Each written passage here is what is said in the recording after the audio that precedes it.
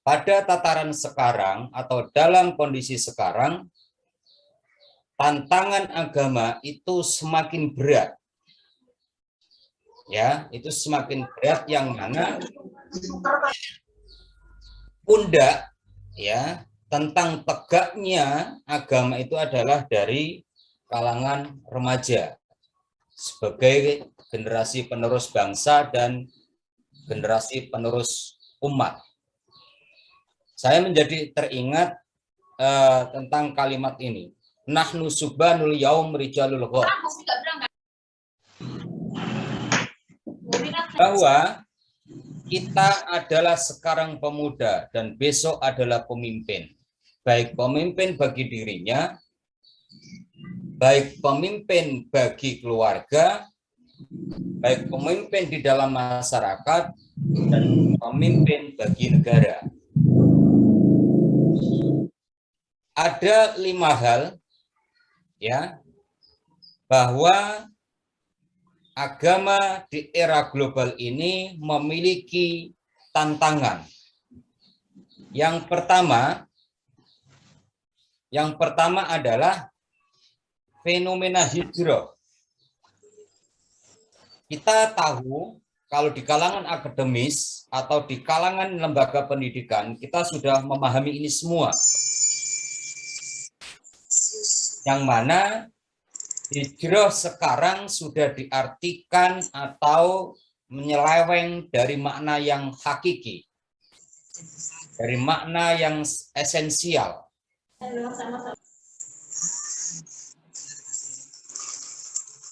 Yaitu bahwa hijrah itu hanya sebatas menjadi tren. Hijrah hanya sebatas dipahami secara kulit arinya. Padahal hijrah itu adalah minad dzulumati ilan nur, yaitu dari kegelapan menuju ke terang benderang, atau dari suatu kebatilan menuju suatu kebenaran. Apa itu fenomena hijrah yang selama ini menjadi salah kaprah, salah tafsir, dan salah arti? Hijrah itu hanya dipahami secara sempit, yang mana itu hanya dilihat dari pakaian dan kelompok pengajian semata. Apa buktinya? Pengajian hijrah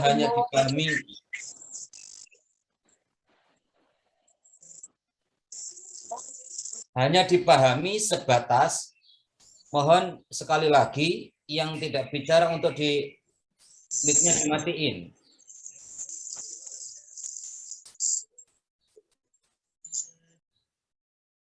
Jadi hanya sebatas pakaian. Saya contohkan. Banyak orang mengatakan bahwa kalau pakaian yang pada umumnya kita pakai atau dipakai oleh perempuan ketika tidak syar'i, maka dianggap belum hijrah secara kafah.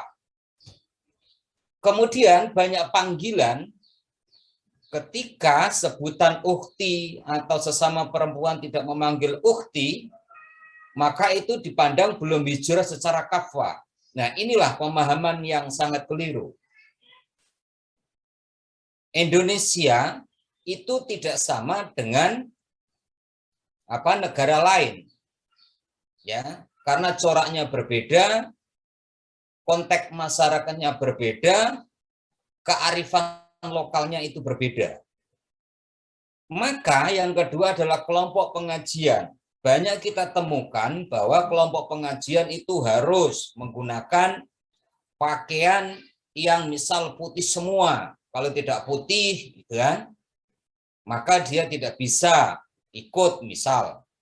Atau ketika dia tidak putih mungkin akan bisa dianggap bukan bagiannya. Nah, hal-hal inilah perlu kita pahami dan perlu kita lakukan redefinisi tentang hijrah itu sendiri. Kita harus mendefinisikan bahwa hijrah itu yang sebenarnya seperti apa. Ini tantangan Islam atau tantangan agama secara umum di era global. Yang kedua, yaitu adanya banjir informasi, yaitu screen time. Yang mana dengan derasnya banjirnya informasi ini, seseorang sulit ya membedakan mana informasi yang tidak hoak dan mana informasi yang hoak. Mana informasi yang valid atau sahih yang bisa dipercaya dan mana informasi yang tidak sahih dan tidak dipercaya.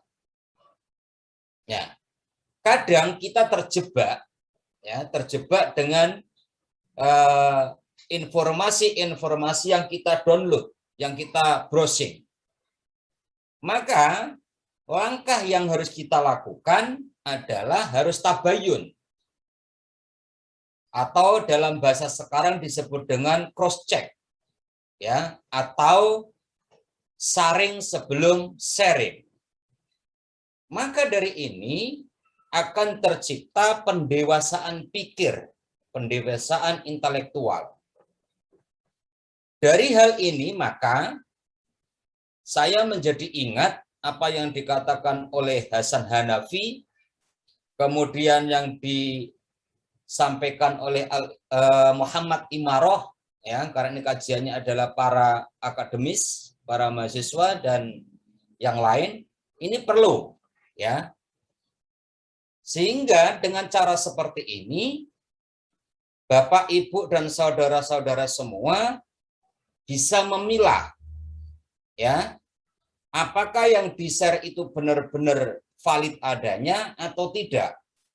Misal kalau yang di-share itu adalah ayat Al-Quran, itu bersifat qot'i atau dhanni. Apakah ayat yang dijadikan dasar itu adalah muhkam atau mutasyabihat? Apakah ayat yang di-share itu, ya, itu mengalami nasikh dan mansukh apa tidak? Nah, ini sangat penting, tugas terutama bagi mahasiswa-mahasiswa UIN Wali Songo dan para webinar, anggota webinar yang kemungkinan ini di lembaga pendidikan. Tanpa ini, maka Islam itu bukan semakin baik, akan tetapi semakin hancur. Tantangan agama bukan menjadi terjawab, akan menjadi runyam. Nah, oleh hal ini, sekali lagi, maka harus bertabayun, atau dalam bahasa apa itu jurnalistik, ya, kebetulan saya backgroundnya adalah jurnalistik di S1-nya, itu adalah bagaimana menganalisis, ya, atau dalam bahasa Arabnya an-naqd, gitu kan, analisis bagaimana, analisis berita dan sebagainya, analisis kata dan sebagainya. Yang ketiga adalah pandangan eksklusivisme, di mana banyak orang yang lebih suka dakwah online dibanding, ya, dakwah secara langsung, secara tatap muka.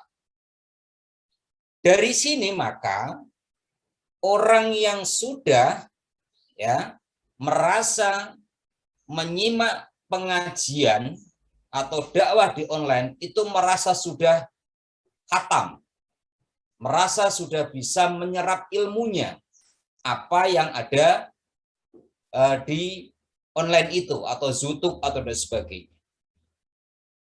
Padahal kalau kita kaji lebih dalam, kalau orang belajar lewat online, lewat YouTube, itu kan tidak langsung dengan gurunya.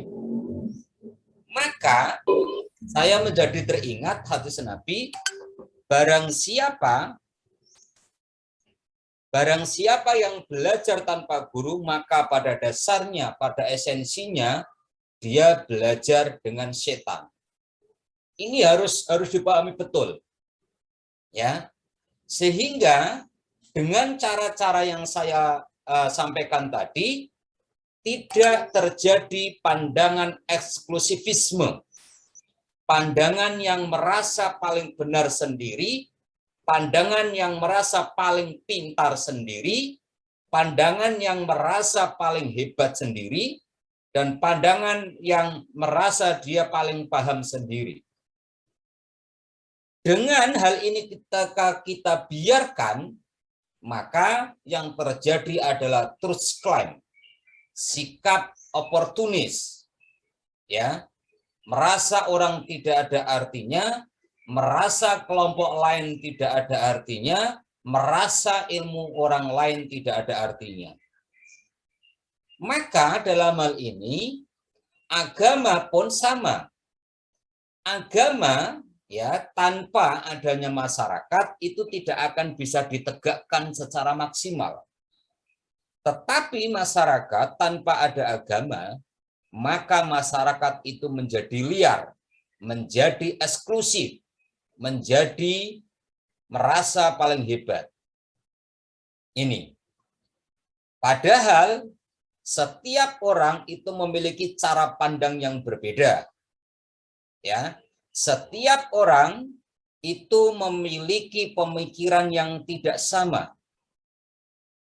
Maka dari sini, ketika eksklusivisme dalam beragama atau dalam hal apapun itu tidak dibenarkan. Bukankah Allah mengatakan innallaha la yuhibbul musyrifin. Allah tidak menyukai orang-orang yang berlebihan. Kemudian tantangan yang keempat adalah bahwa popularitas kalah dengan keilmuan. Nah ini, coba sampai lihat di YouTube orang yang artis kemudian menjadi ustadzah, ya banyak sekali contoh itu.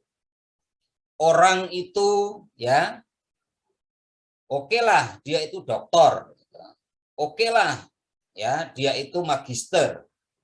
Akan tetapi ketika dia S1, SMA atau S3-nya bukan dari kajian keislaman, tiba-tiba ya, membahas tentang keislaman boleh, tetapi harus yang menjadi catatan bahwa itu bukan bidangnya. Ketika bukan bidangnya, maka itu menjadi pemahaman secara parsial, tidak secara utuh dan kafah. Sehingga sekarang banyak ya kiai atau guru itu kalah tenar dengan ustadz atau ustadzah yang baru dari kalangan artis. Walaupun di sana ada artis kadang menentang atau protes kepada Allah, ya seperti saya contohkan Neno Warisman dan sebagainya. Ada yang namanya Gus Nur yang tidak pernah pesantren dan sebagainya.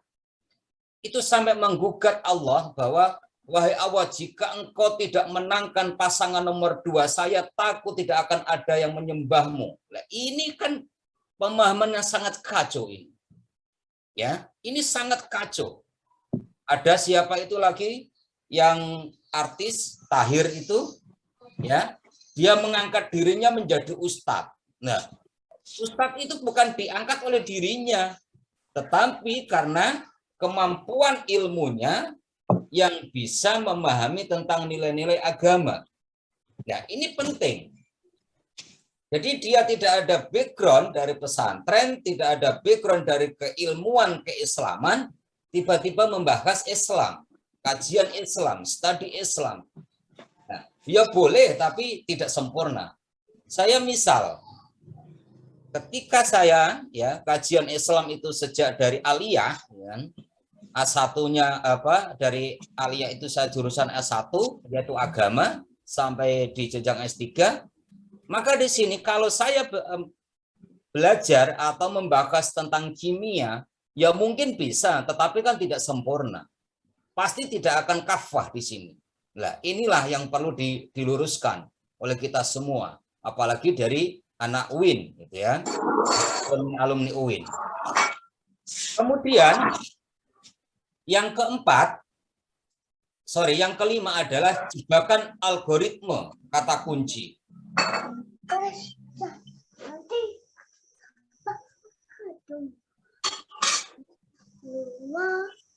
Halo, mohon sekali lagi dimatikan, itu ada anak kecil.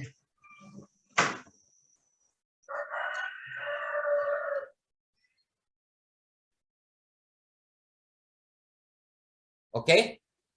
Maka di sini kalau sampean jebakan algoritma di sini, pencarian kata kunci di Google itu semua akan terbuka.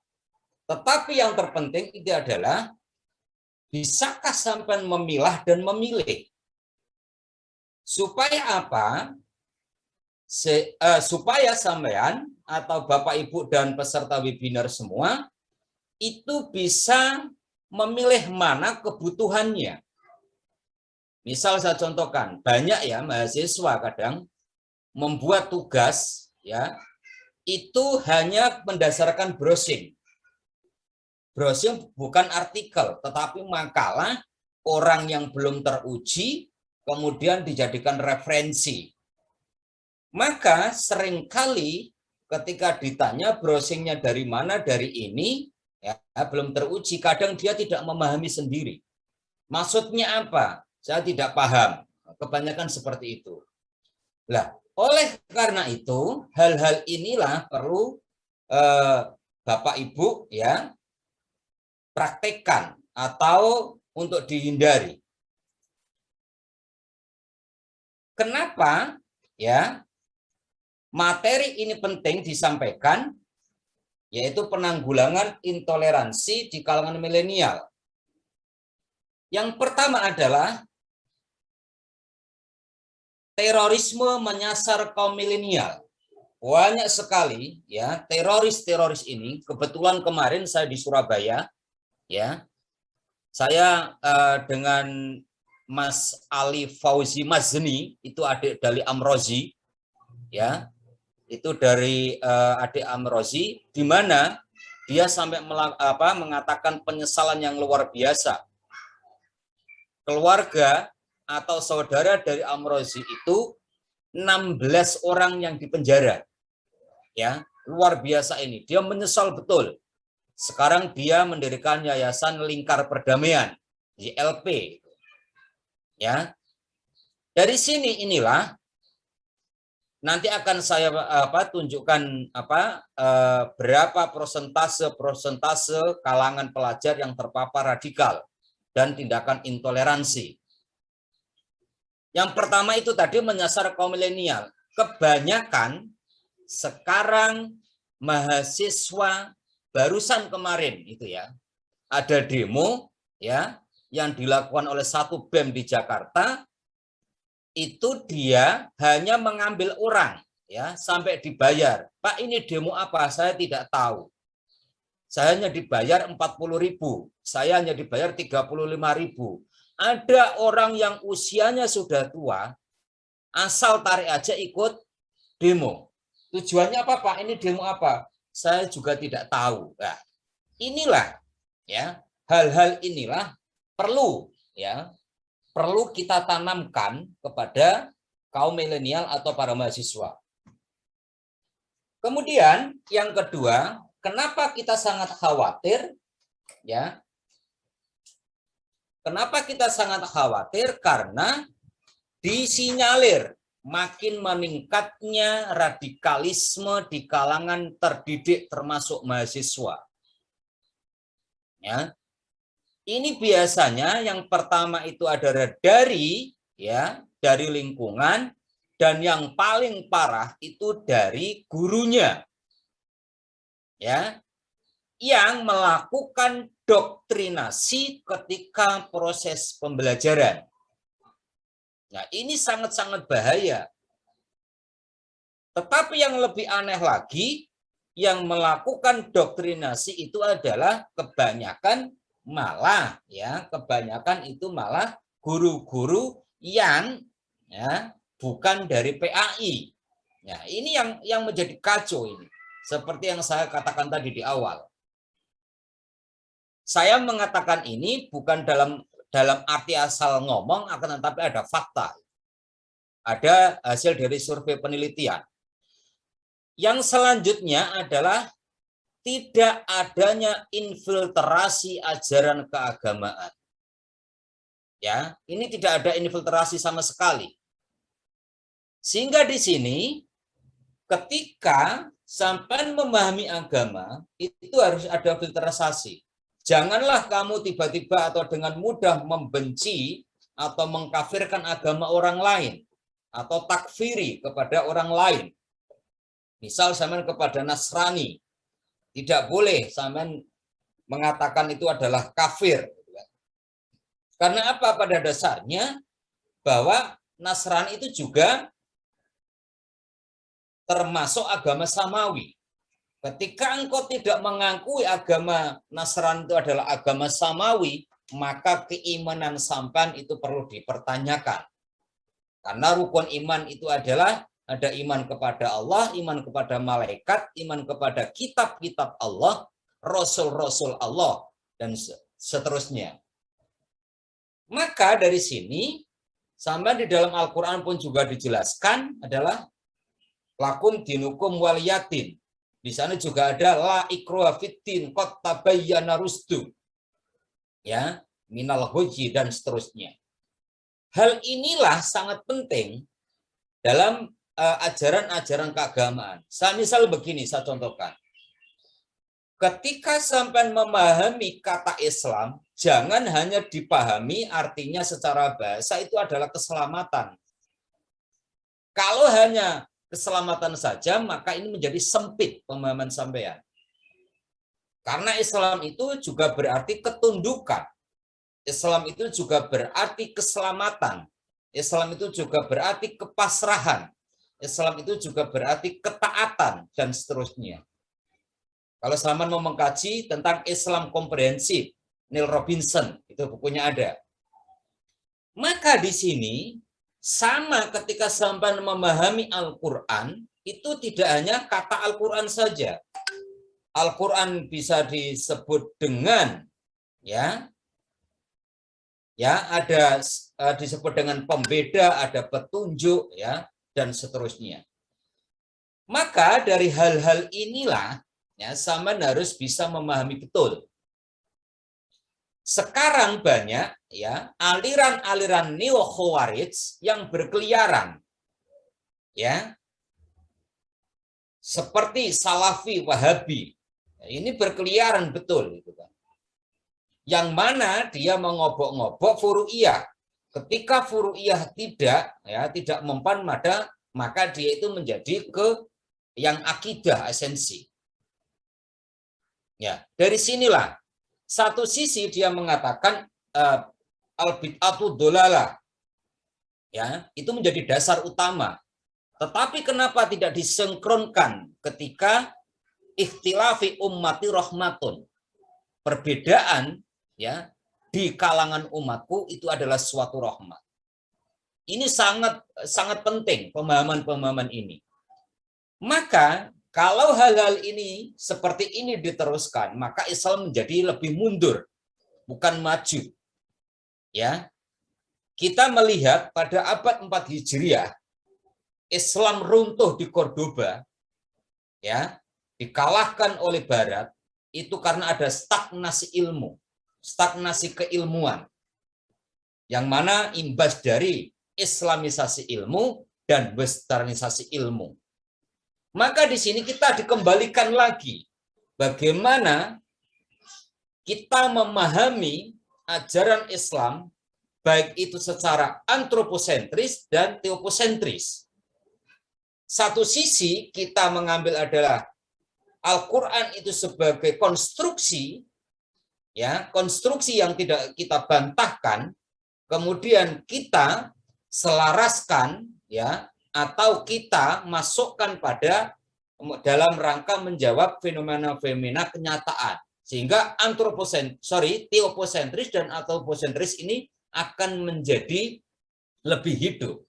Kajian Islam semakin semarak dan umat Islam semakin berkembang atau semakin mapan keintelektualannya. Kemudian yang terakhir adalah kekhawatiran di kalangan milenial adalah kekerasan diperlukan untuk menegakkan amar ma'ruf nahi mungkar. Ini yang paling bahaya. Banyak di kalangan pelajar atau di kalangan pemuda sering mengatakan begini, yang penting kita berani dulu, persoalan menang dan kalah persoalan belakang. Banyak enggak ini? Ya. Banyak juga kita sering mendengar, wah zaman sekarang itu mencari yang haram aja susah, apalagi yang halal. Nah, ini perlu pemahaman. Ya. Dari sini banyak orang yang mengatakan bahwa bullying itu adalah yang biasa. Ya, kekerasan itu sesuatu hal yang lumrah. Ini yang sudah menjangkiti para generasi muda kita. Di kalangan milenial ini sudah menjadi hal yang tidak tabu. Oke. Mengapa kekhawatiran ini perlu kita jawab, perlu kita selesaikan? Karena menurut survei yang pertama adalah penelitian dari Setara Institut yang dilakukan pada tahun 2015, di mana pelajar SMA di Jakarta dan di Bandung itu setuju ISIS pendiri negara Islam. Sehingga sampai kemarin baru ada kan, ada beberapa orang yang ditangkap oleh polisi di Garut yang ingin mencoba mendirikan negara Islam Indonesia. Bayangkan di sini, ada 16,9% ya pelajar SMA di Jakarta dan di Bandung. Ini baru di Jakarta dan Bandung, belum di Semarang, belum di Solo, belum di luar Jawa dan sebagainya. Karena penyebaran peta intoleransi Indonesia sekarang sudah seperti jamur. Karena sudah tidak terdeteksi ketika zaman reformasi, itu yang sangat-sangat fatal di situ.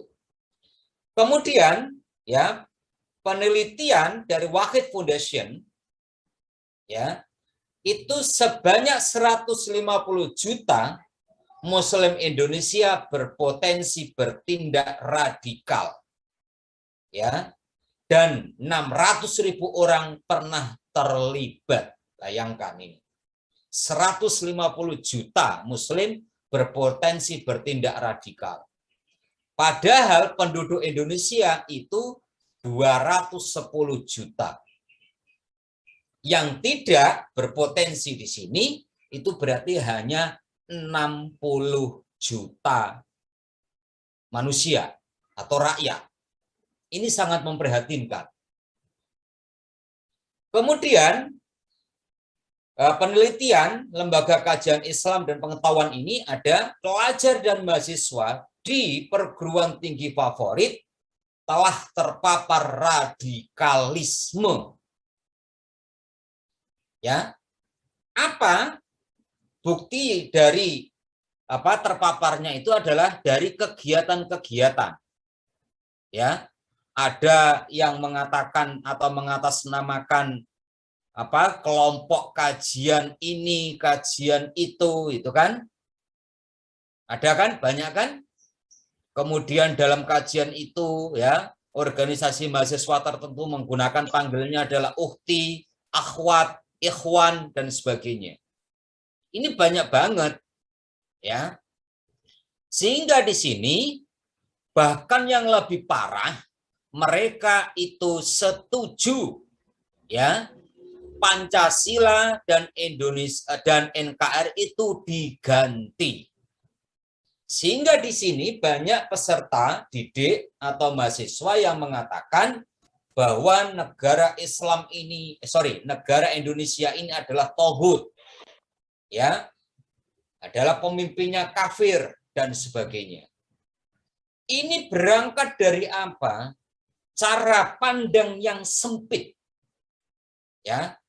Ini terjadi karena ada doktrinasi ya kepada peserta didik dan mahasiswa, baik ketika di masyarakat sebagai salah satu anggota masyarakat, dan yang kedua karena ada doktrinasi ketika pembelajaran. Oke. Maka cara yang paling tepat ya salah satunya bisa dilakukan dengan sikap moderasi beragama. Moderasi beragama adalah cara pandang, sikap dan perilaku selalu mengambil posisi di tengah-tengah, selalu bertindak adil, berimbang, dan tidak ekstrim dalam praktek beragama. Ya, ini bukan praktek agama ya, tapi praktek beragama. Sehingga secara umum, setiap individu pemeluk agama, apapun suku, etnis, budaya, agama, dan sebagainya, itu harus ya menghormati, menghargai perbedaan yang ada di kalangan mereka. Ya. Sehingga sampai dalam pendidikan itu ada pendidikan karakter, ada yang 14 karakter, disiplin, religius, menghargai karya orang lain, menghargai pendapat orang lain, kewirausahaan, sopan santun, ya, dan sebagainya. Ini sangat penting. Maka ini selaras dengan apa yang di mukadimah saya singgung tadi, wa ma arsalnaka illa rahmatan lil alamin. Kita sebagai umat Islam dalam satu hari itu syahadat berapa kali? Kan sering kita lakukan. Mohon Dewi Khalis Ningsih dimatiin. Ya, ini ketika kita sholat, ya syahadat lakukan. Jangan dalam sebatas tataran syahadat. Tetapi esensi syahadat itu adalah persaksian zaman kepada Allah Subhanahu wa taala dan persaksian kepada Nabi Muhammad sallallahu alaihi wasallam. Ketika zaman sudah bersaksi atas nama Tuhan, Tuhan itu adalah Maha mendengar dan sebagainya, maka di sana adalah sampean harus mengikrarkan diri Islam, mengikrarkan diri orang yang beriman, dan mengikrarkan diri harus menjadi orang yang ihsan. Ini penting. Ya. Kemudian ketika sampai mengikrarkan bahwa Muhammad Nabi terakhir dan Nabi kita, minimal sampean harus bisa mengambil uswah. Ya. Minimal adalah mengambil uswah tentang rahmat bagi alam ini. Ya. Maka dalam kajian yang anak-anak mahasiswa itu ada maqasid syariah. Ya, melindungi diri, melindungi agama, melindungi harta dan sebagainya. Ini penting, perlu kita pahami. Bukan hanya menghargai pada sesama, tapi juga bisa memahami lingkungan dan sebagainya. Nah, ini moderasi beragama sebenarnya terjadi tidak hanya di Indonesia, akan tetapi bahkan di seluruh dunia yang ya dideklarasikan ketika di Bandung, yaitu Abu Dhabi Declaration 4 Februari. Nah ini, bahwa Muslim, musuh bersama kita ini sesungguhnya adalah ekstremis akut, ya, hasrat saling memusnahkan, perang, intoleransi, rasa benci, ya, di antara sesama umat manusia yang semuanya mengatasnamakan agama. Ini yang membahayakan. Sehingga apa? Agama hanya dijadikan sebagai aspirasi, bukan inspirasi. Maka benar kata Gus Yakut atau Gus Menteri Agama, bahwa Islam itu harus dijadikan sebagai inspirasi, jangan dijadikan aspirasi. Nah, dengan menjadikan agama sebagai inspirasi, maka kita ada kontrol, ya, diktum-diktum agama. Atiullaha wa atiur rasul wa ulil amri minkum fa in tanazatum fi syai'in farudduha ilallah wa rasul.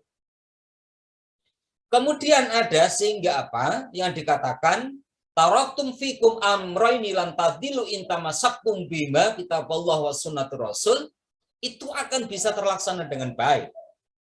Ya, sehingga dengan cara-cara seperti ini, ya perlu kita semarakkan. Apalagi ini adalah visi negara. Kemudian yang di-breakdown kepada ke seluruh kementerian. Jadi tidak hanya Kementerian Agama yang mengumandangkan moderasi beragama. Kementerian Kelautan, ya, tidak hanya di kampus saja, ya. Ini yang dikumandangkan. Padahal di tataran masyarakat, sebagai seorang dai dan semuanya wajib mengumandangkan ini. Bahkan di Kementerian UMKM misal, pemberdayaan masyarakat, transmigrasi, ini semua ada moderasi beragama ini. Oke. Lah, apa sih sebenarnya moderasi beragama ini penting diberikan? Karena pada dasarnya esensi moderasi beragama yaitu mewujudkan religiositas sosial. Apa artinya religiositas sosial? Itu adalah dalam beragama dia baik, dalam bersosial itu dia baik. Maka dengan cara seperti ini akan terwujud yaitu rahmatal likulli akilin wa rahmatal likulli ghairi akilin. Apa itu? Ya, rahmatal likulli akilin yaitu bahwa seseorang itu harus senantiasa berbuat baik dan penuh kasih sayang kepada siapa saja. Bukankah Allah menciptakan manusia antara laki-laki dan perempuan secara berbangsa itu adalah lita'arufu, untuk saling kenal mengenal. Ya, saling kenal mengenal ini otomatis kan dengan cara kasih sayang, bukan dengan cara ekstrim, dengan cara kasar. Yang kedua adalah tentang rahmatal likulli ghairi akilin, yaitu kasih sayang selain kepada manusia, kepada apa saja. Ya, seseorang juga harus bersikap rahmat kepada siapapun dan apapun. Kalau dalam kuliah ini biasanya dikaji dalam mata kuliah usul fikih atau maqasid syariah. Ya, ini penting. Ya, ini banyak sekali kalau di UIN itu ada mata kuliah khusus untuk mengkaji total secara ini. Maka dengan demikian, kedua model tadi, rahmatal likulli ghairi akilin dan rahmatal likulli akilin, itu benar-benar menjadi terbukti, menjadi terwujud. Yang mana dengan cara seperti itu kita mampu menghadirkan Islam itu damai. Islam itu adalah jiwa keselamatan. Islam itu adalah ketaatan. Islam itu adalah ketundukan yang telah dicontohkan oleh Nabi Muhammad SAW. Mengapa demikian? Karena esensi moderasi beragama, embrionya itu adalah perjanjian Hudaybiyah. Ya, perjanjian Hudaybiyah yang disebut dengan Piagam Madani. Ya, di mana saat itu Nabi meletakkan Hajar Aswad, di mana kaum Aus dan Khazraj itu dua golongan atau suku yang kuat saling bertentangan dan saling ingin menang sendiri. Kemudian Nabi membuat perjanjian dan Nabi sendiri itu yang datang paling duluan. Namun Nabi tidak melakukan peletakan Hajar Aswad itu sendiri, akan tetapi dibantu oleh para suku Aus dan Khazraj.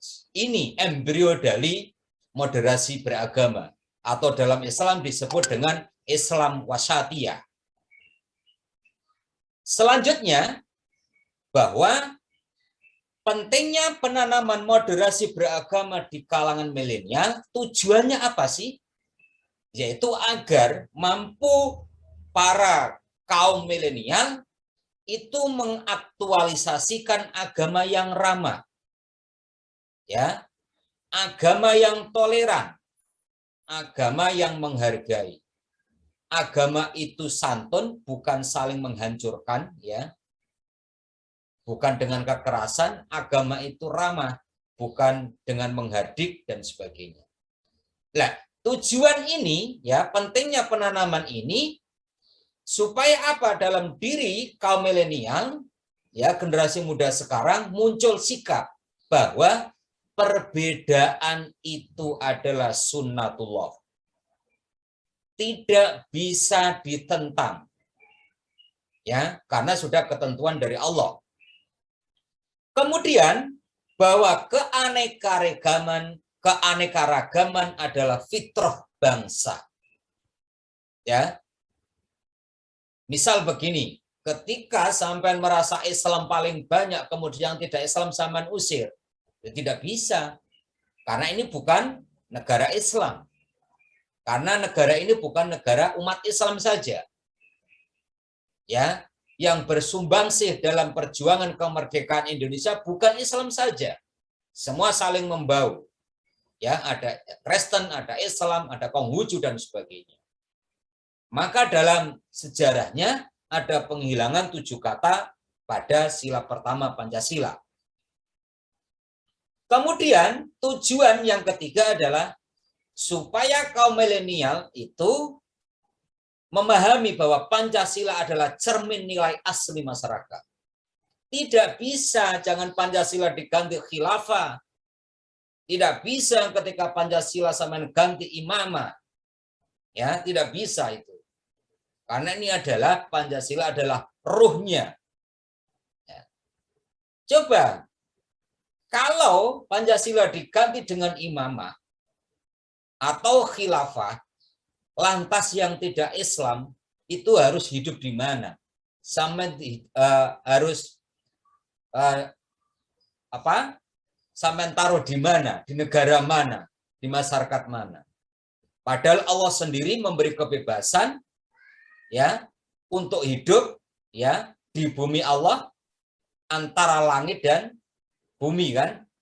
Allah saja Maha moderat, masa kenapa manusia tidak moderat? Allah mengatakan kan, sikap moderatnya Allah kan, jika kamu beriman kepadaku, berimanlah.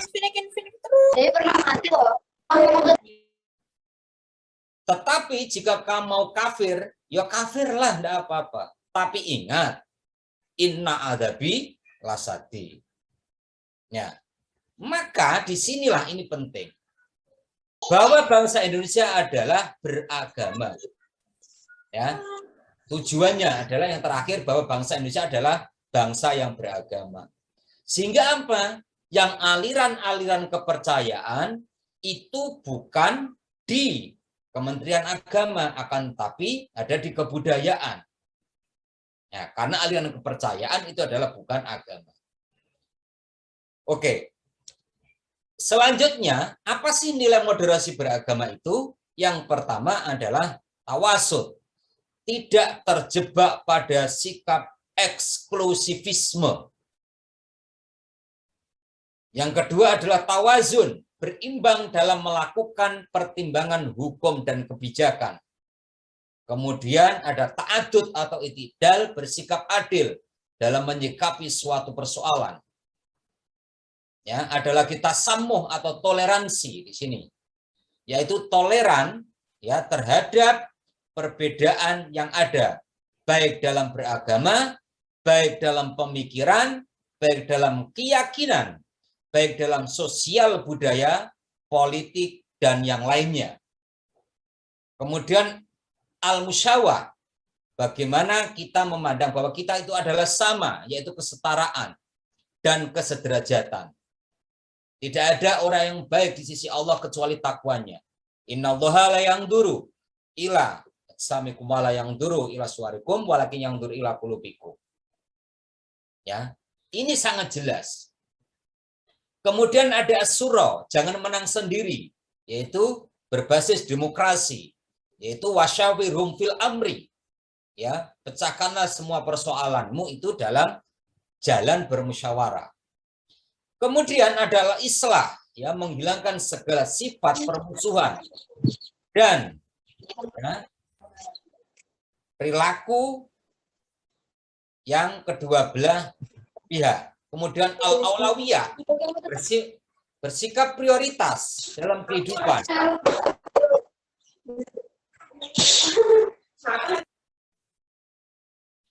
Kemudian ada tatawur wal ibtikar, yaitu bersikap dinamis. Sehingga apa? Dengan cara seperti ini, dinamis dan inovatif, Saman akan bisa memahami, oh, ternyata saya tidak beda dengan, tidak sama dengan dia tidak sama dengan kita. berbeda itu tidak sekaligus tidak bisa kerjasama. Justru dengan berbeda, maka itu bisa menggalang kekuatan yang luar biasa. Oke, ada 4 pilar moderasi beragama. Yang pertama adalah keluarga. Yang kedua adalah pendidikan, yang ketiga adalah agama, yang keempat adalah pemerintah. Keempat pilar moderasi beragama ini tidak bisa dipisahkan antara satu dengan yang lainnya. Misal saya contohkan, ketika di dalam keluarga orang tua tidak menumbuhkan sikap moderasi, ya, tidak menumbuhkan sikap wasatiyah, jangan harap ya anak itu bisa mewujudkan atau memiliki sikap toleransi yang baik. Kemudian ketika dalam pendidikan itu masih terjadi doktrin, ya, semua peserta didik atau salah satu peserta didik harus mengikuti madhab atau aliran yang dianut oleh pendidik atau dosennya, maka di situ akan menjadi ambigu juga. Satu sisi keluarga sudah baik, tapi di dalam pendidikan juga tidak dilakukan atau tidak diupayakan hal seperti itu. Masih lama ini, Mbak Moderator, saya. Sampai jam berapa ini saya presentasi? Sampai 10.45, Pak. Oke, masih ada waktu 30 menit. Kemudian agama. Tadi sudah saya singgung. Agama harus dijadikan sebagai inspirasi, bukan aspirasi. Ya, jangan agama dijadikan sebagai alat, tetapi dijadikan sebagai konstruksi. Yang keempat adalah pemerintah. Banyak sekarang itu yang menyalahkan pemerintah, padahal dia tidak paham atau mungkin belum paham bahwa memang tugas pemerintah salah satunya adalah yaitu harus menghilangkan intoleransi, bahwa rakyat di mata negara itu sama. Jangan hanya karena Islam itu mayoritas kemudian ya diperhatikan yang paling luar biasa dengan menindas orang lain dan sebagainya. Nah, ketika ada Densus 88 dan sebagainya, itu tujuannya adalah pemerintah melaksanakan tugasnya dalam melindungi rakyatnya. Itu tugas pemerintah dalam melindungi negara dan sebagainya. Ini sangat penting. Sehingga komponen keempat ini, ya, pilar 4 ini, keluarga, pendidikan, agama, dan pemerintah, itu tidak bisa dipisah-pisahkan. Apalagi kalau dalam konteks tujuan pendidikan Islam. Ya, mungkin Bapak Ibu yang guru yang ikut di sini ini sudah di luar kepala. Ya, bagaimana tujuan pendidikan Islam? Kemudian DRPP kecuali mapel agama dan PKN itu ada KI 1. Ya kan? Menghubungkan peristiwa di masyarakat secara aktual dan faktual dengan nilai-nilai agama. Ini yang sudah ditempuh oleh Kemenak RI. Ini KI 1-nya, ya, atau Kemendikbud itu juga sudah melakukan ini. Ini tujuannya hanya satu, supaya pendidikan itu mampu membina, mampu mencetak ya peserta didik dan mahasiswa yang memiliki sifat dan memiliki sikap moderat, yang memiliki sikap adiluhung, yang tidak mencederai orang lain, apalagi menghinakan orang lain. Maka dari situ, bagaimana gerak langkah? Ya, ini tadi gerak langkahnya adalah harus memutus ya mata rantai masyarakat dari sumber-sumber berkembangnya pola pikir atau virus intoleransi. Baik itu mensinergikan sehingga dalam pendidikan itu adalah visit home, kemudian ada catatan anekdot, ada catatan perkembangan siswa dan sebagainya. Ini bukan tidak ada artinya dalam proses pendidikan. Sehingga ada perwalian, ya, kemudian di KKN ada DPL dan sebagainya. Ini penting.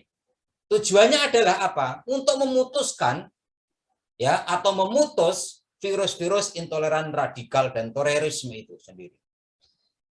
Kemudian, apa sih tanggung jawab ya kaum milenial di era global ini supaya dia tidak memiliki sikap intoleransi? Yang pertama, harus si globalisasi atau si globality. Harus memahami bagaimana Islam itu dimaknai dan dipraktekkan di bagian lain dunia. Misal begini, orang selama ini kadang menjadi suatu ambigu pemahamannya. Indonesia dipaksa seperti Arab. Indonesia dipaksa seperti Afghanistan. Indonesia dipaksa seperti Syria. Indonesia dipaksa seperti Turki. Dan sebagainya. Belum tentu ya bisa dipraktekkan di sini. Padahal negara yang moderat itu adalah Indonesia. Turki itu lebih condong sosialis, sekuler, yang mana pendirinya adalah Kemal Atatürk, sampai sekarang mau diubah sedikit demi sedikit. Kemudian Arab Saudi itu justru malah lebih mendekati pada liberal. Ya. Apalagi Singapura dan sebagainya. Ini harus kita pahami. Jadi memahami jangan paksakan Indonesia menjadi Arab, tidak bisa. Arab itu sukunya ada berapa, bahasanya ada berapa, pulaunya ada berapa. Indonesia bahasanya lebih dari 500. Ya, pulaunya lebih dari 17.000. Agamanya lebih dari 4. Ya, itu aja belum aliran kepercayaan. Bahasanya ada berapa? Ya, sukunya ada berapa? Ini penting perlu dipahami. Kemudian yang kedua adalah respon locality atau respon lokal.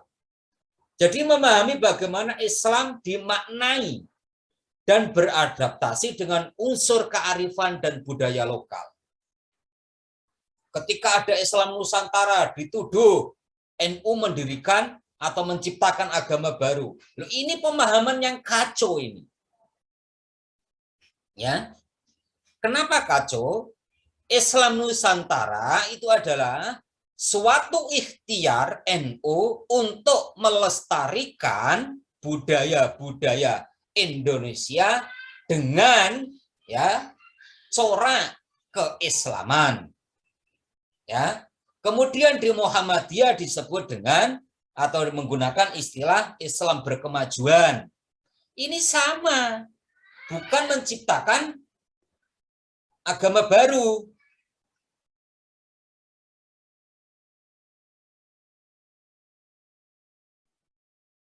Lah, ini sebenarnya bukan menciptakan agama baru.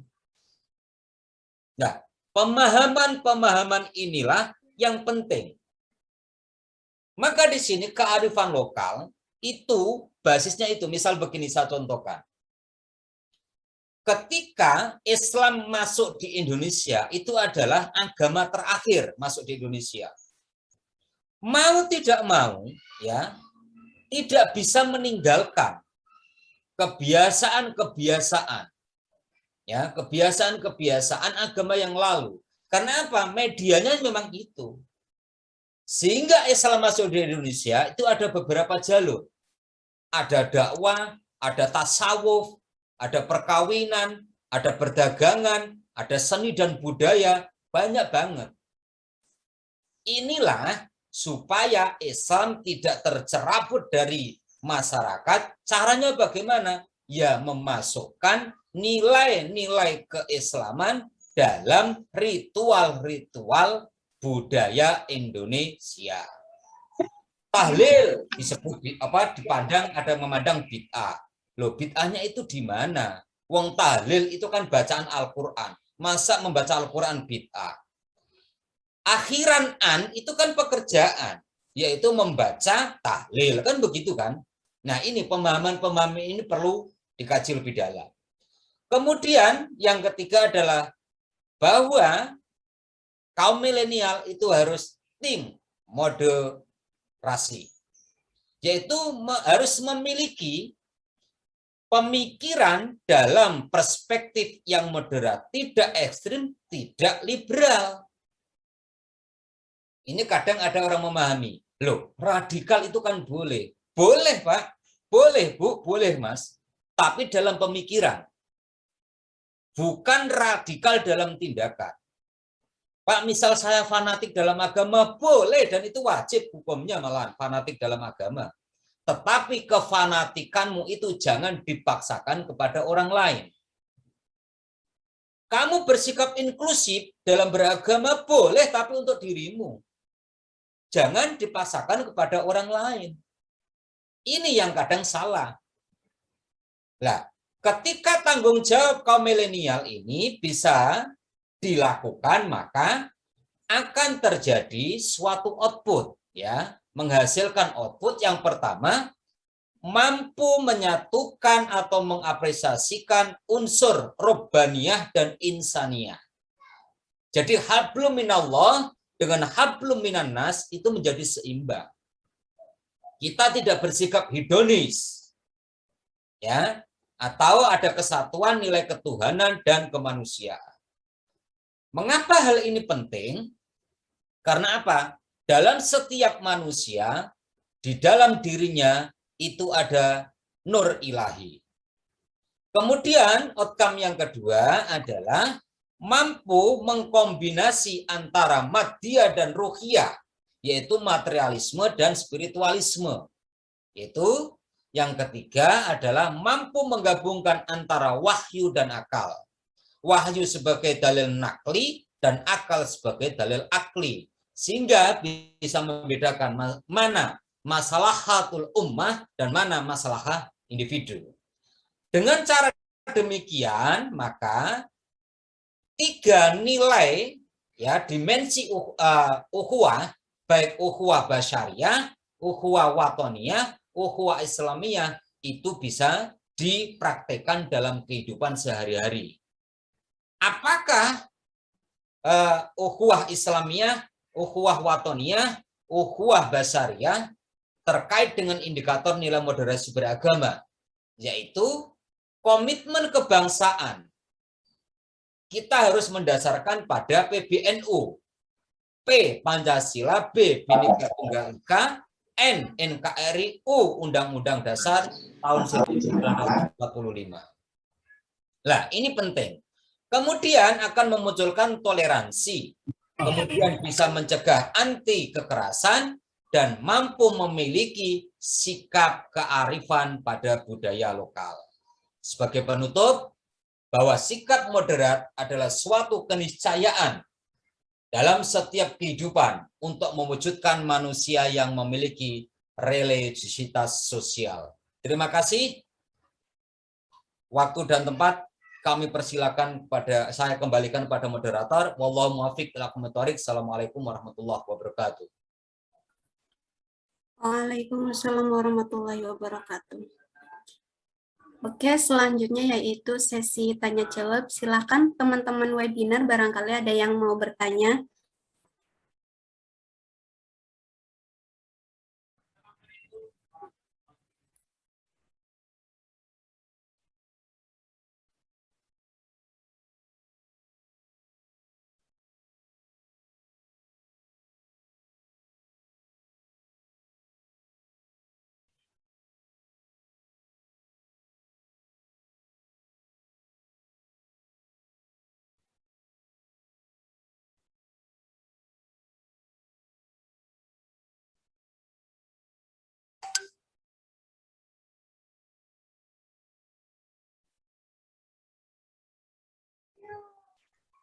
Izin masuk ya. Terima kasih ya ke Pak Nurhadi, ke Pak Nurhadi yang telah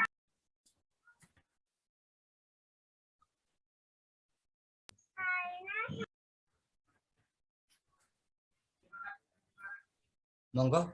ya, oke. Terima kasih. kepada Bu Nurhadi yang telah tadi memaparkan materi. Masya Allah ya, luar biasa sekali ilmu yang telah disampaikan. Semoga teman-teman juga bisa menyerap tadi gitu ya. Mungkin kalau saya bertanya ini mau bertanya, kalau contoh konkret gitu ya Pak ya, untuk menanamkan sikap moderasi beragama ke mahasiswa gitu ya, yang paling gampang kita aplikasikan dalam perkuliahan gitu Pak. Terutama ini misalkan kan saya ini kan ngajar ya kimia gitu ya, gimana bisa nggak ya mengkombinasikan antara kimia dengan moderasi beragama sehingga mereka tuh selain dapat ilmu dunia, mereka juga dapat ilmu akhirat juga. Kadang tuh kita udah dapat teorinya gitu Pak, tapi kalau untuk mengaplikasikannya itu susah gitu ya untuk ke mereka gitu ya. Jadi kira-kira hal konkret apa yang bisa kita berikan atau yang dapat dicontohkan maupun disampaikan gitu ya ke mahasiswa sehingga mereka mudah juga dalam mengaplikasikan ke kehidupan di perkuliahan maupun di kesehariannya. Mungkin seperti itu Bapak. Nanti bisa dijawab dan bisa didengarkan oleh teman-teman juga. Terima kasih. Oke, silakan. Yang lain? Ini ada pertanyaan dari via chat, Pak. Oke. Dari Saudara Hanif, izin bertanya, kenapa pilar moderasi beragama yang pertama itu justru datang dari keluarga, bukan dari agama itu sendiri? Bukan dari agama itu sendiri jika memang pilar-pilar itu tidak dapat dipisahkan satu sama lain. Jadi kenapa pilar yang pertama itu datang dari keluarga, bukan agama sendiri? Oke, dua dulu ya. Ya, Pak. Oke, waktunya masih panjang. Oke, terima kasih Bu Rais. Ini Bu Rais. Ada Mbak, ada yang melambaikan tangan itu nanti. Mungkin tambah satu, Pak Mustafa. Tiga tidak apa-apa. Ya, tiga dulu. Pak Mustafa, silakan.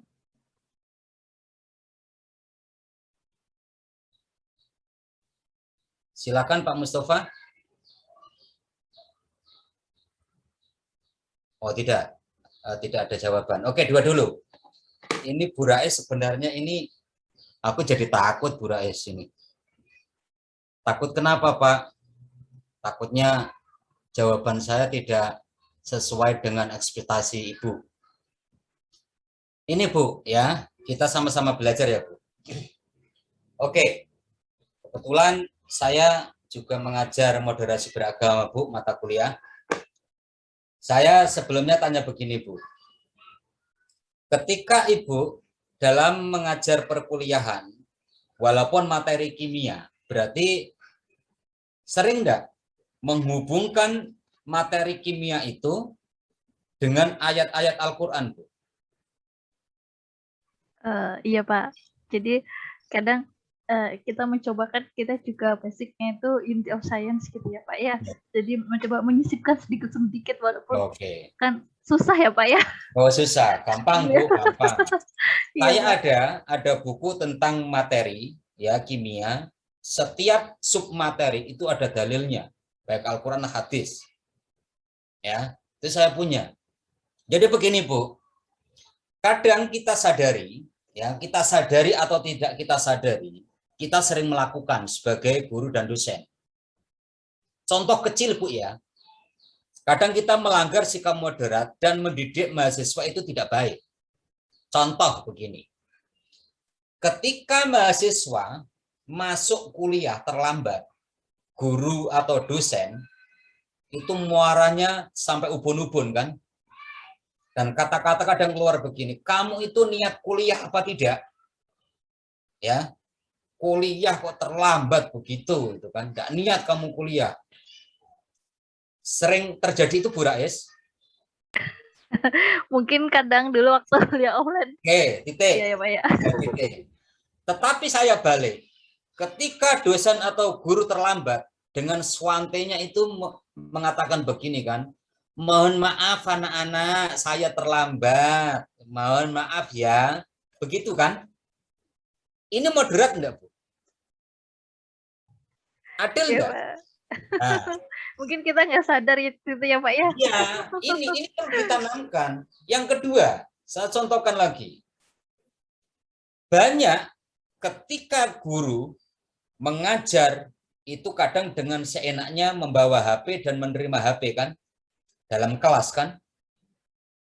Coba ketika mahasiswa diajar main HP, bagaimana perasaan guru? Langsung meledak kan? Ya enggak, Bu? Iya, Pak. Nah, inilah contoh kecil, Bu. Ini baru 2 contoh kecil. Bagaimana mengaktualisasikan sikap moderat. Kemudian ada juga begini, ya. Ketika kita ya sama-sama dosen, ketika mengajar itu tidak bisa, kemudian dengan sebelah keputusan individu dosen, besok diganti jam sekian hari sekian, gitu kan? Tanpa minta pertimbangan kepada mahasiswa. Apakah mahasiswa tabrakan apa tidak, kan gitu kan? Ya enggak? Nah, ini penting. Kalau itu insya Allah enggak sih, Pak. Nah, Lalu komunikasi dulu. ya, kemudian begini lagi, Bu. Pernah enggak kita melakukan ketika tanya mahasiswa, belum dijawab itu loh, sudah dilempar kepada mahasiswa lain? Pernah enggak hal-hal seperti ini? Ini berarti tidak menanamkan sikap moderat. Kok bisa, Pak? Iya. Tidak memberi kesempatan kepada mahasiswa untuk berpikir, untuk berpendapat. Padahal pembelajaran berbasis eksplorasi, elaborasi, dan konfirmasi. Maka di sini yang diutamakan adalah bagaimana sikap dinamis kita dalam proses pembelajaran, yaitu tatawur wal ibtikar. Bagaimana kita menghargai siswa, karena apa? Siswa atau mahasiswa itu bukan tabula rasa. Yang otaknya sama, yang cara berpikirnya sama-sama cepat. Ada yang lambat, ada yang cepat. Kadang ada yang diterangkan 1 kali sudah paham, diterangkan 2 kali semakin bingung, diterangkan 4 kali semakin blank, tidak paham. Nah, dari inilah bagaimana kita melakukan sikap pendekatan yang berbeda. Karena apa? Tugas dosen, tugas guru itu bukan center teaching, akan tapi center study, ya, atau center study. Jadi berbasis pada siswa. Maka dari sini inilah, maka prinsip dalam pembelajaran yang pertama adalah harus memperhatikan kemampuan dan kebutuhan siswa atau peserta didik atau mahasiswa. Nah, kalau hanya mengajar, itu yang penting selesai materi, siapapun bisa, tidak perlu sarjana, bisa kalau asal ngomong. Maka di sini fungsi pendidik dan dosen itu ada 10. Ada fasilitator, ada mediator, itu kan, dan sebagainya. Nah, dari sinilah ketika guru ya mengamalkan atau melaksanakan 10 fungsi dosen dan guru itu, maka secara tidak langsung dan tidak mustahil sikap atau nilai-nilai moderasi ini bisa dengan baik. 1. Yang kedua, ya, ketika dalam konteks pembelajaran, jangan sampai kita melakukan doktrin kepada peserta didik yang berbeda aliran dengan kita. Karena apa? Ini berbeda aliran, Bu, ya, bukan berbeda agama, ya. Konteksnya UIN, konteksnya MTS dan sebagainya. Biarlah mereka berselancar dengan keilmuannya. Biarlah mereka berselancar dengan pemahaman madhabnya. Kita hanya mendampingi. Kita hanya meluruskan ketika terjadi suatu kesalahan. Burung rampung, alhamdulillah. Oke. Yang kedua, pertanyaan dari Mas Hanif. Kenapa pilar yang pertama itu keluarga, bukan agama? Begitu ya. Begini, Mas. Agama itu bisa diterjemahkan atau bisa dibumikan itu kan melalui keluarga salah satunya. Kenapa keluarga ini penting menjadi fondasi pertama adalah karena yang bersama selama 24 jam itu keluarga. Agama itu kan benda mati, Mas. Iya kan? Agama itu kan benda mati. Ya, atau di sini beda ketika tokoh agama ya. Maka ketika agama itu tadi sudah saya singgung, pendidikan sebaik apapun tapi di keluarga itu penanamannya tidak baik, ya nonsen, tidak akan baik. Agama itu masih bersifat sakral, masih bahasa langit. Ya. Yang bisa membumikan, yang bisa menjadikan bahasa langit itu menjadi bahasa bumi adalah keluarga dan pendidikan. Seperti itu, Mas Hani. Sehingga di sini utama atau yang paling utama adalah keluarga. Banyak kan ada kasus gitu. Itu sampai anak kemarin ada orang Nasrani masuk kepada Islam sampai anak itu ya diajukan ke pengadilan oleh orang tuanya untuk dihukum. Ya, ini. Karena tidak sadar. Ada lagi yang Saifuddin itu, siapa itu? Yang Islam kemudian masuk Kristen, yang sekarang baru menyerang Islam dan semuanya itu, padahal dia mengakunya pernah menjadi staf, ya, guru di Pondok Pesantren Az-Zaitun. Dia mengajar ilmu tafsir. No. Ini berarti kan bisa memperlihatkan sejauh mana dia itu pemahaman tafsirnya dangkal apa tidak dangkal. Ya, ini sangat penting. Itu Mas Hanif. Oke, sementara dari saya, mudah-mudahan jawaban saya belum puas, baik Bu Rais Nur Latifah maupun Mas Hanif. Terima kasih. Sehingga dengan demikian bisa kita menggali dan terus menggali. Terima kasih. Kami persilakan kepada moderator. Ya, ini yang terakhir, Pak. Kan tadi ada pendapat bahwa orang tanpa agama itu akan barbar dan tidak punya dasar. Tetapi penanya ini melihat fakta bahwa di era sekarang negara paling ateis pun seperti Republik Ceko itu malah lebih stabil dan harmonis, terus tidak ada kriminalitas dan tingkat korupsi itu rendah. Dan perekonomiannya pun maju, padahal di sini nggak ada keyakinan atau ateis. Nah, terus pertanyaannya adalah bagaimana kaitannya dengan fakta tersebut? Jadi, apakah ada faktor lain yang menjadikan barbarnya sebuah peradaban? Begitu, Pak. Oke, terima kasih. Ini pertanyaan dari siapa? Faisal. Oh, Faisal. Ini pertanyaan tingkat dewa ini. Begini. Pak. Agama, saya ambil dulu begini ya. Berangkat atau diambil dari bahasa Sanskerta. Ya. Yaitu A, tidak gama kekerasan, yaitu meminimalisir kekerasan. Dari sini ya, tadi sudah saya singgung bahwa dalam diri manusia itu adalah nur ilahi. Ada nilai-nilai ketuhanan. Hanya manusia kadang itu tidak mengakui atau mencederainya, atau mungkin dia itu menaifkan itu. Terkait dengan Ceko tadi, ya, yang ateis, ya, itu adalah kesadaran. Kesadaran dalam jiwa manusia itu dilandasi dari dari bagaimana berpikir dewasa, kan? Ketika berpikir dewasa, maka itu akan menjadi habituasi. Ya, habituasi itu adalah kesadaran yang sudah tertanam dan kemudian menjadi kebiasaan. Bagaimana kaitannya dengan agama itu? Padahal tidak ada agama.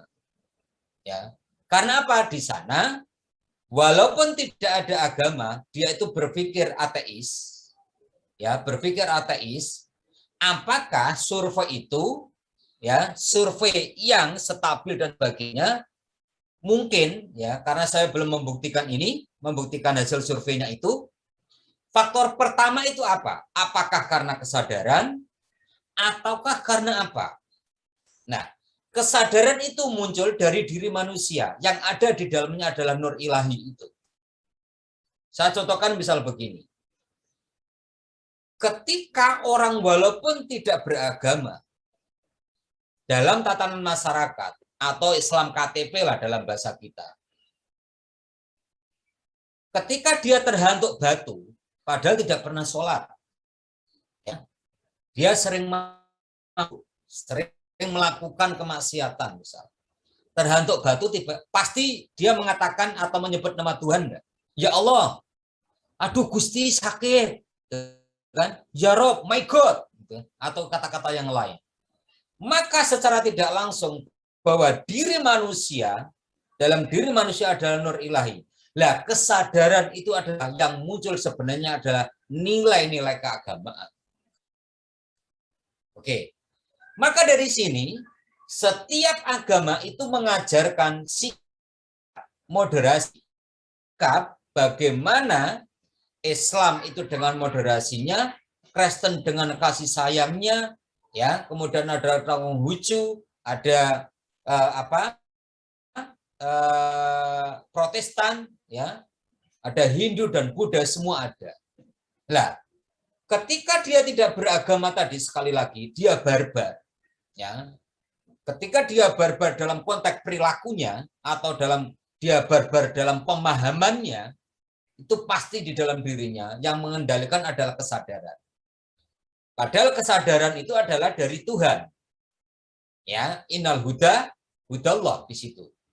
Maka pasti di sana ada nilai-nilai keagamaan, walaupun diakui atau tidak, walaupun dia dikhianati apa tidak, bahwa dalam diri manusia itu adalah nur ilahi, pancaran-pancaran keagamaan, pancaran-pancaran firman Tuhan. Gitu Pak Faisal. Terima kasih.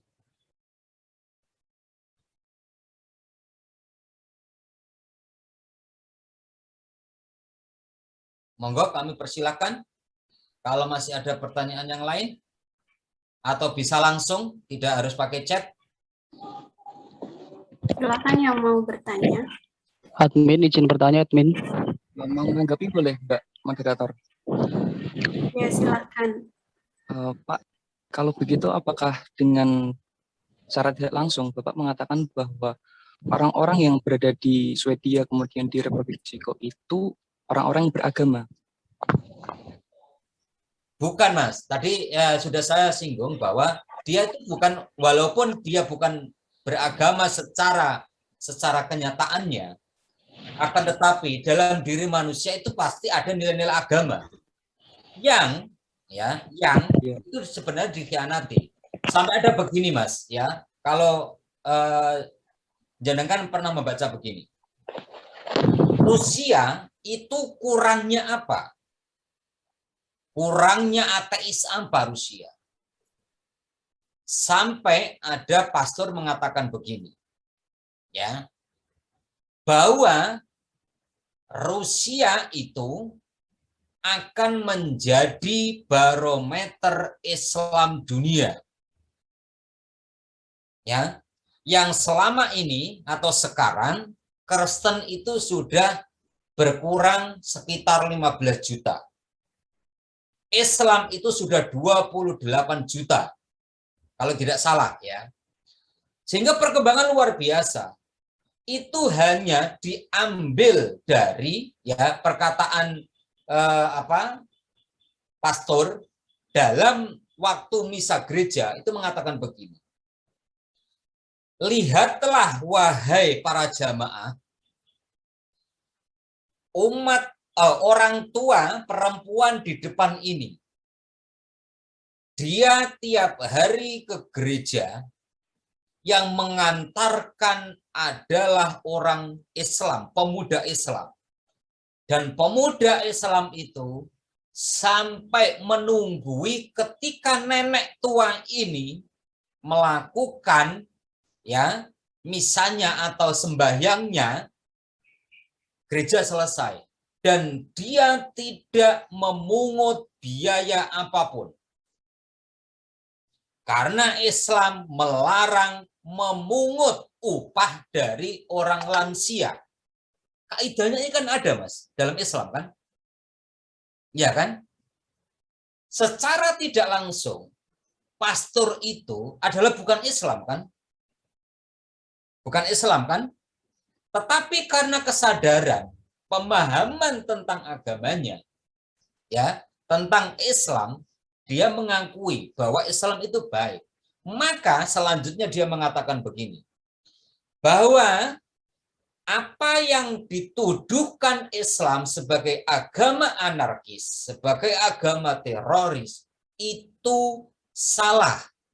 Kalau pelaku ada, iya, umat Islam. Tetapi teroris radikal intoleran ini tidak hanya di dalam Islam saja, Mas. Semua agama punya aliran radikal. Semua agama punya aliran radikalisme. Ini yang harus kita pahami. Ya, ini yang harus kita pahami. Hanya karena di Indonesia umat Islam itu mayoritas, maka apapun itu pasti menjadi sensitif. Apalagi setelah tragedi WTC 11 September 2001 yang dilakukan oleh Osama bin Laden. Islam sampai dihancurkan dengan cara apapun, sampai muncul namanya Islamofobia, ya, atau Islamofobia di sini. Apapun yang terkait dengan Islam itu pokoknya teroris. Nah, ini. Padahal kan tidak. Itu kan yang melakukan adalah orang yang memahami Islam secara parsial. Islam itu kan sifatnya ada dua, Mas. Ya. Kadang kita mengobok-ngobok. Islam itu ada sifatnya irasional, ada Islam itu sifatnya rasional. Ada muhkam, ada mutasyabih. Ada qot'i, ada dhonni. Ranah kita kan yang di qot'i dan muhkam itu kan bukan ranah kita. Tetapi kadang kita ngobok-ngobok itu. Ya. Tetapi yang kadang rasional itu tidak tersentuh. Inilah. Jadi dalam diri manusia, saya bedakan begini, Mas. Mas Faisal, masih ingat enggak ayat Al-Quran? Ketika Allah meniupkan roh kepada hambanya, kepada sampean juga kepada saya, ketika dalam rahim ibu sampean juga ibu saya, 4 bulan, Allah mengatakan, engkau akan aku tiupkan roh kepadamu, wahai fulan. Tetapi syaratnya satu. Ya, kamu harus menyembah kepadaku. Kemudian kita, sampean waktu itu menjawab, qalu bala syahidna. Siap atau sendiko dawo, ya Tuhan. Saya akan menyembahmu. Ya. Saya juga mengatakan begitu. Ketika dia keluar atau dia lahir dari rahim seorang ibu, dia berkhianat, tidak menyembah Tuhan. Maka pada dasarnya setiap manusia itu adalah esensinya beragama. Sehingga Allah meniupkan ruh, ya, ketika kita dalam kandungan 4 bulan. Kalau dalam orang Jawa ada mapati kan, ketika hamil 4 bulan diselamati apa? Karena pada itu adalah Allah meniupkan roh kepada janin. Itu jawaban saya, Mas Faisal.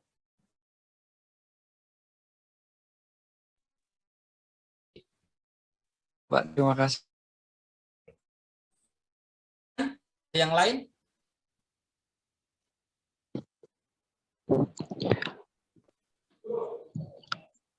Saya Pak Nur Hadi. Saya sebenarnya ada pertanyaan, Pak. Ini Oh, yang siapa? lain dulu ya udah. Pak. Ya, terima kasih waktunya Pak Nur Hadi. Terima kasih juga ilmunya. Ini saya mau tanya. Monggo, Mas. Pada tahun 2013, kebetulan saya kuliah di salah satu PTN di Semarang. Juga waktu itu gerakan intoleransi begitu gencar, Pak. Ya, Bahkan mungkin sampai masuk pada ranah perkuliahan. Dan sekarang itu sudah tahun 2021, Pak. berarti Kenapa 8 gerakan, iya, 8 kenapa tahun.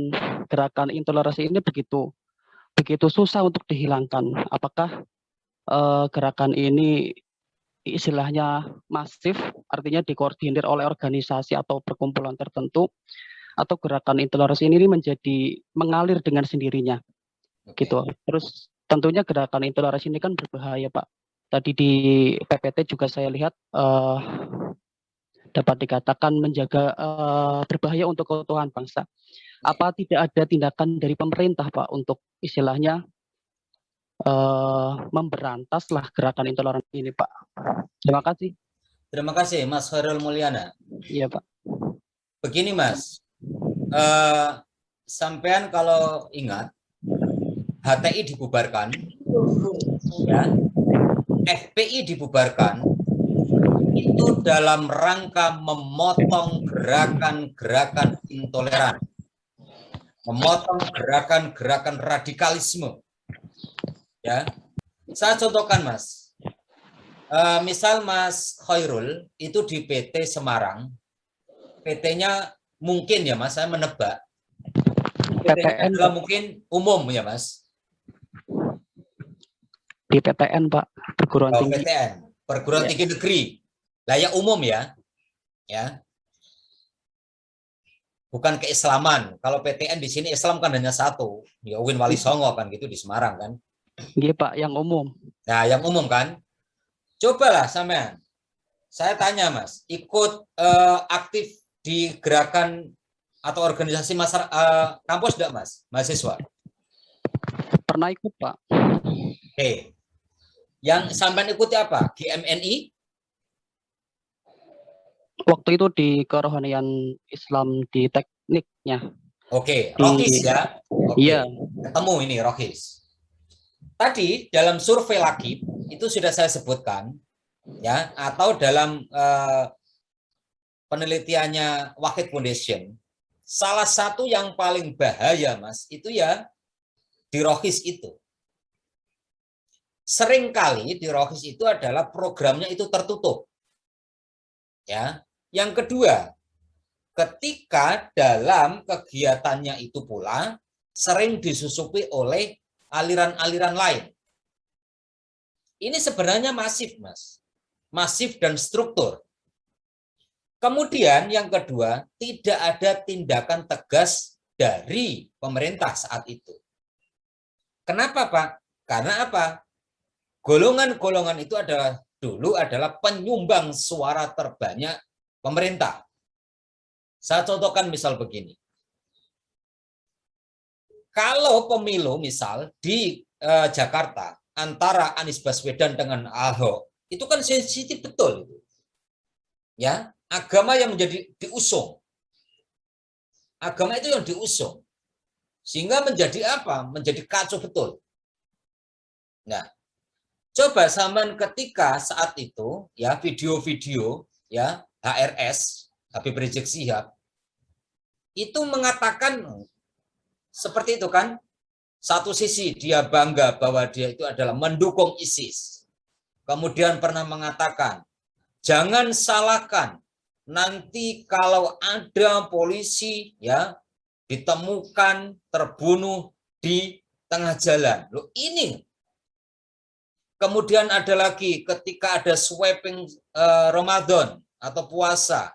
Loh, apakah amar ma'ruf nahi mungkar itu ketika hanya puasa? Kan tidak, Mas. Ya, kan tidak. Ya kalau memang amar ma'ruf nahi mungkar ya konsisten. Tapi jangan dengan kekerasan sweeping seperti tadi. Harus dengan menggunakan senjata tajam dan sebagainya. Nah, caranya apa tadi, Mas? Ya, maka di sini ada Rohis misal. itu ya harus kita bedah programnya. Oh, kegiatannya juga tidak tidak tertutup, kan begitu. Kemudian dalam proses pembelajarannya, mungkin Mas Khairul ya ketika kuliah, ada salah satu dosen yang mendoktrin itu. Mungkin ya kalau di umum itu ada. Kebetulan saya punya teman yaitu Dr. Ali Mazhar UNES, dia itu adalah direktur anti radikalisme, ya. Dia sama, banyak memang kawan gitu kan. Di tempat saya itu juga ada kan dosen yang kadang mendoktrin kepada mahasiswa dalam pembelajaran harus mengikuti aliran yang diikuti atau aliran yang dianut. Nah ini. Maka ada juga banyak organisasi mahasiswa yang justru mengarahnya ke sana, Mas. Ya, mengarahnya adalah, oh, kamu pemahamannya misal begini, yang sudah tidak rahasia lagi. Kadang mengatakan begini, Al-Quran dengan buku itu bagus mana? Ya pasti bagus Al-Quran lah. Lah, pertanyaan-pertanyaan ini sudah kelihatan mengarah kepada radikal, mengarah kepada intoleransi. Ada lagi mengatakan begini, kamu dengan dosen dan ajaran Nabi Muhammad itu bagus mana? Ya tetap bagus Muhammad lah. Loh, kalau bagus Muhammad, berarti yang kamu ikuti siapa? Ya Nabi Muhammad. Loh, kalau yang kamu ikuti Nabi Muhammad, maka tinggalkan dosenmu. Apa yang dikatakan oleh dosenmu itu tinggalkan, jangan kamu percayai. Sama tidak Mas Khairul seperti itu? Ini langkah-langkah yang masif, Mas. Nah, pada dasarnya itu adalah pembodohan struktural. Itu adalah pencucian otak itu. Ya, itu. Maka kita harus hati-hati, harus memahami agama harus dengan benar. Memahami agama jangan parsial. Karena dalam agama itu ada beberapa ilmu yang harus dikuasai. Ya, apakah ayat ini berhubungan dengan ayat sebelumnya apa tidak atau sesudahnya apa tidak? Apakah ayat ini ada hubungannya dengan hadis yang lain apa tidak? Atau ayat ini sudah dimansuh oleh hadis apa tidak? Ayat ini sudah dimansuh oleh ayat yang lain apa tidak? Ini penting ini. Kadang kita itu menjadi ambigu, Mas. Ya, sering orang menge-share di WA, ya. Amin, kata amin sajalah. Kadang itu huruf meme-nya itu ada tasjidnya kan. Ya-nya tidak ada. Padahal huruf ya-nya ada tasjid. Meme-nya ada tasjid. Terus artinya itu apa? Ya, itu tidak menjadi persoalan kadang. Tetapi banyak orang mengatakan begini, menulis Assalamualaikum, ASSWRWB, itu kadang disalahkan. Ya harus lengkap katanya. Ditulis lengkap Assalamualaikum warahmatullahi wabarakatuh. Tetapi jawabannya dia juga tidak paham. Dia jawabannya hanya Waalaikumsalam warahmatullahi wabarakatuh. Ini perlu diteluruskan. Kalau dia protes seperti itu harus paham. Ketika Assalamualaikum warahmatullahi wabarakatuh kita mengucapkan itu, dia harus jawabannya Waalaikumsalam warahmatullahi wabarakatuh wa maghfiratuh. Itu aturannya harus jelas. Katanya tidak boleh. Loh, itu kan pemafhuman, sudah lazim. Coba kalau Mas Khairul itu ngajar atau apa, usul kaidahnya itu dipakai. Karena apa? Dengan Assalamualaikum warahmatullahi wabarakatuh dengan ASSWRWB itu sudah pemakluman. Itu sudah lazim orang memahami bahwa itu adalah bunyinya Assalamualaikum warahmatullahi wabarakatuh. Kemudian ada yang nge-share ayat. Kadang itu salah. Ya. Kata Allah itu ada, Allah itu lam pertama ada tasjidnya, lam kedua ada tasjidnya. Terus artinya apa? Ketika diingatkan, loh saya kan hanya ambil dapat dari grup sebelah. Lah ini kan kacau. Ini namanya tidak tabayun, tidak cross check dulu. Nah, inilah pemahaman-pemahaman ini akhirnya apa? Ya, Al-Quran itu hanya dijadikan sebagai alat, sebagai aspirasi, bukan inspirasi. Itu jawaban sementara saya, Mas Khairul. Terima kasih. Assalamualaikum.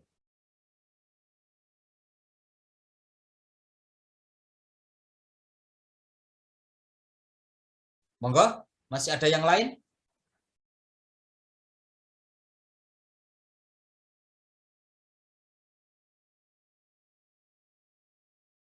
Halo, moderator?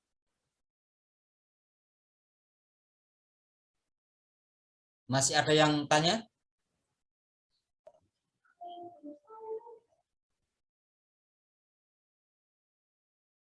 Monggo Mas, masih ada yang tanya enggak? Pak, di kolom Ya dibacakanlah. Oke, tak baca dulu. Muhammad Faisal, sudah. Orang lebih suka mengonsumsi dakwah online.